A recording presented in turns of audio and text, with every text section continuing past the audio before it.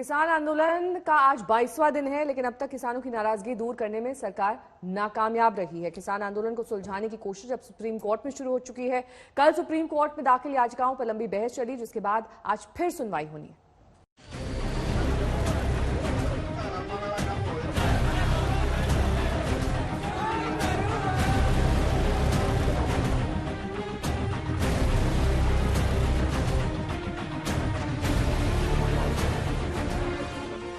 बाईस दिन और किसानों का आंदोलन जारी है।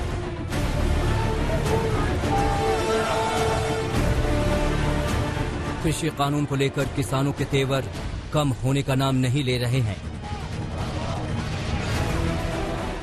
किसान ठंड में सड़कों पर डटे हैं, वहीं सरकार की ओर से भी कोई बीच का रास्ता नहीं निकल रहा। किसानों के आंदोलन के गतिरोध को खत्म करने के लिए सरकार लगातार माथापच्ची कर रही है। मामला सुप्रीम कोर्ट भी पहुंच गया है, जहां आज एक बार फिर सुनवाई होनी है। कल किसान आंदोलन को लेकर सुप्रीम कोर्ट में पहले दिन सुनवाई हुई।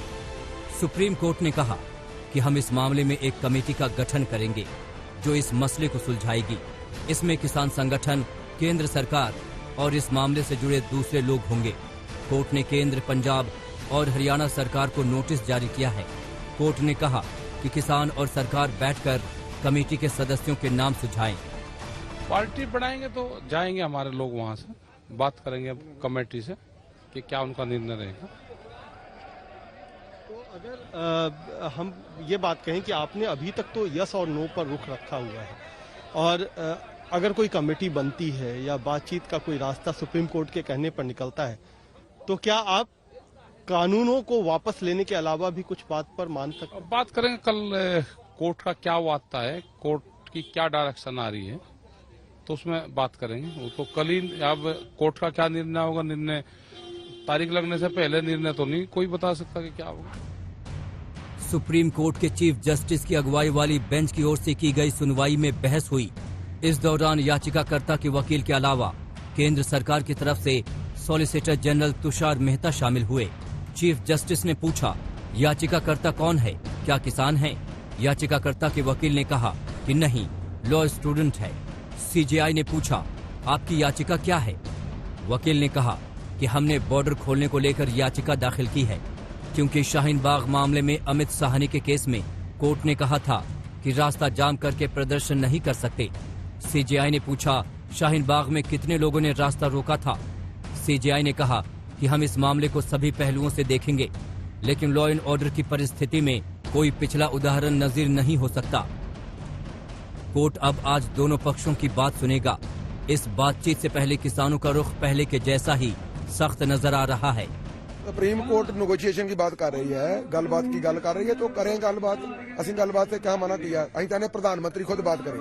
प्रधानमंत्री को खुद बात करनी चाहिए, क्योंकि प्रधानमंत्री देश का है, देश के लोगों का है, डेमोक्रेसी है, डेमोक्रेसी की बात सुननी चाहिए। प्रधानमंत्री खुद बात कर लें, बात करके इसका हल कढ़े।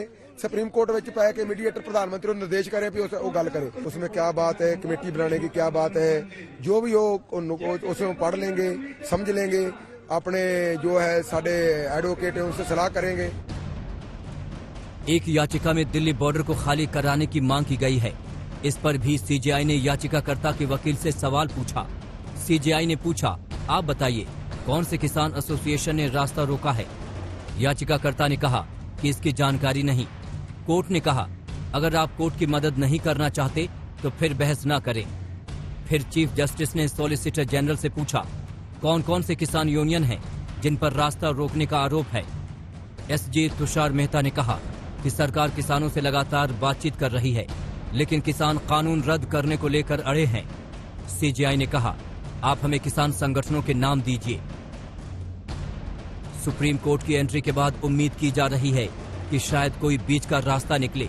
बहरहाल किसान और सरकार के बीच टसल जारी है और अब तक आंदोलन खत्म होने को लेकर कोई संकेत नजर नहीं आ रहे हैं।